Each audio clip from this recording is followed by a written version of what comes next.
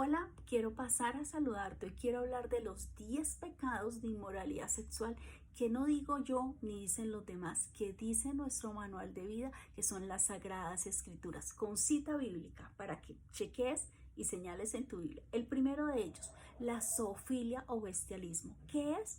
Es relaciones sexuales con animales. Deuteronomio 27:21 concuerda y dice claramente: maldito el que se ayuntare con cualquier bestia. Esto es un pecado horrible y antinatural y es abominable ante los ojos de Dios. Segundo, fornicación. Es la relación sexual entre personas solteras fuera del matrimonio. 1 Corintios 6:18. Huyan de la fornicación. Cualquier otro pecado que una persona cometa está fuera del cuerpo, pero el que comete fornicación peca contra su propio cuerpo. Y esto es un tema que se ha vuelto cada vez más normal, porque ya los novios no son novios, sino que son esposos y se tratan de una manera que no es el tiempo. La vida sexual dentro del matrimonio trae hijos, trae bendición, trae alegría, trae gozo. Fuera del matrimonio es un caos. Puede parecer divertido, gracioso, pero esto no termina bien. Tercero, el adulterio. Es la relación sexual de una persona casada con alguien que no es su cónyuge. Mateo 5, 27, 32. Oíste que fue dicho: no cometerás adulterio. Pero yo os digo, está hablando el Señor, yo os digo que cualquiera que mira a una mujer para codiciarla ya adulteró con ella en su corazón. O sea que no estamos hablando solamente del acto sexual, sino del deseo, nada más con los ojos. Entonces, tenemos que pedirle al Señor que nos dé cada día más sabiduría en la forma incluso miro, hablo y trato a los demás, y especialmente a las personas del sexo opuesto. Cuarto, incesto. Es la práctica de las relaciones sexuales que tienen parentesco muy cercano. Hablamos en las Sagradas Escrituras y uno de los ejemplos claves que encontramos es en Génesis 19, 32, 35. Hablamos de las dos hijas de Lot que lo embriagaron y debido a su estado de embriaguez se acuestan con él y tienen hijos con él. Este es el primer ejemplo que encontramos. También Levíticos 18, 6 al 9 dice: ningún varón llegue a una pariente próxima alguna para descubrir su desnudez. Yo Jehová. La desnudez de tu padre o la desnudez de tu madre no descubrirás, tu madre es, no descubrirás su desnudez. La desnudez de la mujer de tu padre no descubrirás, la desnudez de tu padre, la desnudez de tu hermana, la hija de tu padre o hija de tu madre, nacida en casa o nacida afuera, su desnudez no descubrirás. Mire, el texto es claro. Incluso en este momento en muchos países se está aceptando el incesto y se está regulando de una manera normal. Y la Sagrada Escritura es clara, no cambia, no va a cambiar. Lo que el Señor dijo es lo mismo hoy, mañana y siempre. Lo que Él considera que es incorrecto y que es un pecado no es negociable. Quinto, la poligamia. Se permite a una persona estar casada con varios individuos al mismo tiempo. ¿Qué habla la palabra? Primera de Reyes da un muy buen ejemplo de capítulo 11, el versículo 1 al 9. Ahora bien, el rey Salomón amó a muchas mujeres extranjeras, además de la hija de Faraón: moabitas, edomitas, sidonitas, eititas, casi que no digo, Dios mío, de las naciones de las cuales el Señor había dicho a los hijos de Israel: no se asocien con ellas, ni se asocien con ustedes, ciertamente desviarán su corazón para que sigan a sus dioses. Salomón se aferró a ellas con amor, dice la palabra. Tuvo 700 esposas que eran princesas y 300 concubinas. Estamos hablando de 1000 mujeres, Dios mío santo. Y sus esposas desviaron su corazón. Dice la Sagrada Escritura que fue uno de los hombres más sabios, pero por el desenfreno, por esa poligamia, sabemos todo lo que ocurrió con su vida y cómo su corazón se desvió de seguir el camino, de andar en las cosas que el Señor le había dado y le había encomendado. Sexto, la violación. Un comportamiento sexual forzado hecho contra la voluntad de la víctima puede causar no solamente daño corporal y emocional de por vida. Un buen ejemplo que lo encontramos en las Sagradas Escrituras es cuando Dina es violada. Dina fue violada según muy puntualmente otros complementos en la escritura como el Talmud y el Midrash. Aproximadamente era una niña de unos 12 años cuando fue violada. Otro ejemplo, cuando Amón, el primogénito de David, viola a su hermanastra, a Tamar. Segunda de Samuel 13, del 11 al 14. Cuando ella se los trajo para comer, él la agarró y le dijo: ven, acuéstate conmigo, hermana mía. O sea que él sabía, él tenía claro la cercanía. Pero ella le respondió: no, hermano mío, no me violes, porque tal cosa no se hace en Israel, no cometas este pecado vergonzoso. Esta joven suplicó a su hermano: y en cuanto a mí, ¿dónde podrá librarme de mi vergüenza? Y en cuanto a ti, serás como uno de los necios de Israel.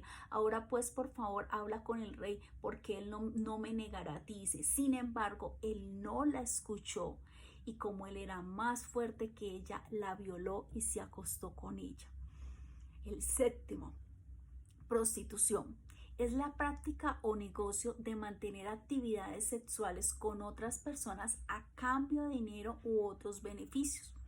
Primera de Corintios 6:16 habla claramente: ¿o no sabéis que el que se une con una ramera es un cuerpo con ella? Porque dice: los dos eran una sola carne.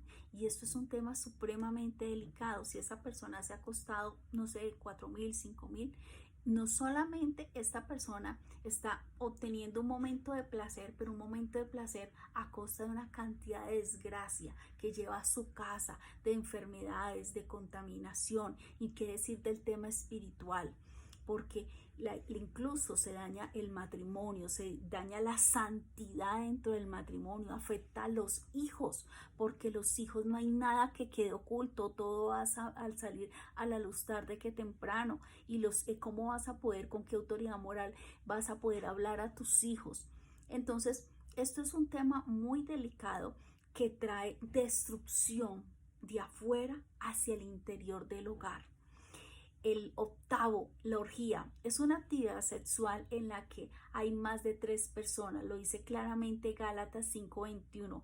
Envidias, homicidios, borracheras y orgías y cosas semejantes a estas, acerca de las cuales os amonesto, como ya os he dicho antes, que los que practican tales cosas no heredarán el reino de Dios. Ahora se ha vuelto muy común, incluso entre los mismos matrimonios, compartir parejas. Se reúnen un grupo de amigos y comparten esa noche, entre muchas otras cosas que pueden ocurrir en estas reuniones. Y esto el Señor ha dicho claramente: el matrimonio es santo, es sagrado, es digno de toda honra, y fue lo que Él estableció desde el Edén. Entonces la orgía tiene un castigo, como muchos temas estamos viendo de pecados sexuales. Dice claramente en el versículo de Gálatas 5:21 de la orgía: que practican tales cosas no heredarán el reino de Dios. O sea que esos actos de placer tendrán unas consecuencias para no solamente un presente, sino una eternidad, perder muchas bendiciones. Incluso estás jugando el no estar nunca más en la presencia del Señor cuando mueras. Noveno, la inmoralidad sexual. Se refiere a numerosos pecados sexuales, incluyendo la necrofilia. ¿Qué es la necrofilia? Perversión sexual que consiste en procurar tener un placer erótico o una relación como tal con cadáveres. Entonces, un buen ejemplo de esto era Adolfo Hitler. Entonces, vemos cómo esto es un estado en el cual ya hay un tema que ya estamos hablando de nivel de perversión muy grande. Vemos también lo que es el tema del sadismo, que obtiene placer finalmente infligir dolor y sufrimiento, humillación a otros. El masoquista, el que obtiene placer al recibir ese dolor, sufrimiento, humillación. Vemos también la pedofilia, que es la atracción erótica o sexual a una persona adulta hacia niños. Esto ahora se ha aumentado. Tal vez hace mucho tiempo se había presentado, pero no se había ventilado. Ya se está sacando eso y se está mostrando, porque los que un día fueron niños ya tienen 30, 40, 50 años y decidieron hablar y denunciar estos actos. Otros temas como todo lo que es la lujuria un apetito sexual descontrolado, desordenado, incontrolable, asociado a la pérdida de control y llevado a todo tipo de pasiones carnales. Entonces, estamos hablando de una inmoralidad sexual que te lleva a cometer cosas que ante Dios no son permitidas. Hebreos 13:4 dice claramente: honroso sea en todos el matrimonio, el lecho sin mancha, pero a los fornicarios y a los adultos los juzgará Dios. En la escritura es clara. Mateo 5:28, digo pues, andad en el espíritu y no satisfagáis los deseos de la carne. Romanos 1:24, por consiguiente Dios los entregó a la impureza en la lujuria de sus corazones, de modo que deshonraron entre sí sus propios cuerpos. Y el 10º, y con este termino, pasiones desordenadas. El diseño que Dios estableció fue perfecto y fue muy claro desde el Edén. Fue establecido con Adán y Eva. No dijo Adán y 50 amiguitas, no dijo Eva y 50 amiguitos.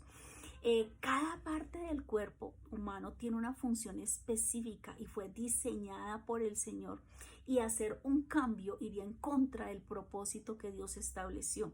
El matrimonio fue establecido por el Señor muy claramente entre Adán y Eva. Jesús y sus apóstoles reafirmaron este tema y fue muy claro, y decía claramente: esposo de una sola mujer. Primera de Corintios 6, 9 a 11 dice: ¿no sabéis que los malvados no heredarán el reino de Dios? No os dejéis engañar, ni los fornicarios, ni los idólatras, ni los adúlteros, ni los sodomitas, ni los pervertidos sexuales. Colosenses 3:5, haced morir vuelo terrenal en vosotros: fornicación, impureza, pasiones desorganizadas, malos deseos, avaricia, que es idolatría. Conclusión. Entonces tú me dirás: bueno, yo me escuché ya todo este video, yo dije, tengo esto o no tengo esto, pero yo, más que hacer un recorrido por las Sagradas Escrituras y entender qué dice no el mundo o qué opinamos nosotros, sino qué dice las Sagradas Escrituras, cerramos este tema con conclusiones claras. Si en algún momento de tu vida has caído en algo de todo lo que acabamos de comentar, la conclusión de este tema es la primera: toma decisiones sabias. Primera de Corintios 6:12, todas las cosas me son lícitas, mas no todas convienen. Todas las cosas me son lícitas, mas yo no me dejaré dominar por ninguna. Segundo, arrepentimiento y retornar al camino correcto. Primera de Juan 1:9, si confesamos nuestros pecados, Él es fiel y justo para perdonar nuestros pecados y limpiarnos de toda maldad. Tenemos que retornar donde el Señor, tenemos que reconocer que nos hemos equivocado, en qué nos hemos equivocado, y pedir el auxilio, pedir la ayuda, y tener un corazón dispuesto a permitir que el Señor haga los cambios que debe hacer, porque solos no vamos a poder. Tercero, la mente de Cristo y entregar la vida al Señor. Romanos 12:2, no os conforméis a este siglo, sino transformaos por medio de la renovación de vuestro entendimiento, para que comprobéis cuál sea la voluntad de Dios agradable y perfecta. Ya no vamos a vivir por nuestros deseos, por nuestras pasiones, por lo que dice el mundo, por lo que alienta la publicidad, lo que te dice la gente, y que a lo bueno le dicen malo y a lo malo le dicen bueno. No, ya tienes claro qué dice la palabra, qué dice el Señor, y el Señor quiere darte vida abundante y quiere llenarte de bendiciones, pero tenemos que romper con todo esto que solo está trayendo pecado, destrucción a nuestras vidas, a nuestros cuerpos, a nuestra familia, incluso a nuestras generaciones. Filipenses 4:8, por lo demás, hermanos, todo lo que es verdadero, todo lo que es honesto, todo lo justo, todo lo puro, todo lo amable, todo lo que es de buen nombre, y si hay virtud, si alguno digno de alabanza, en esto pensad. Empezamos a primero aceptar nuestro error, a buscar reconectarnos con el Señor, a buscar ese perdón, a volver a caminar a las sendas que el Señor quiere que andemos. Y último, no pierdas tu salvación. Efesios 5:5, porque sabéis esto, que ningún fornicario, inmundo, avaro, que sea idólatra tiene herencia en el reino de Cristo y de Dios. Son los tiempos en que aún tenemos la posibilidad de retornar al Señor, de reconocer nuestras equivocaciones y hacer lo que es correcto.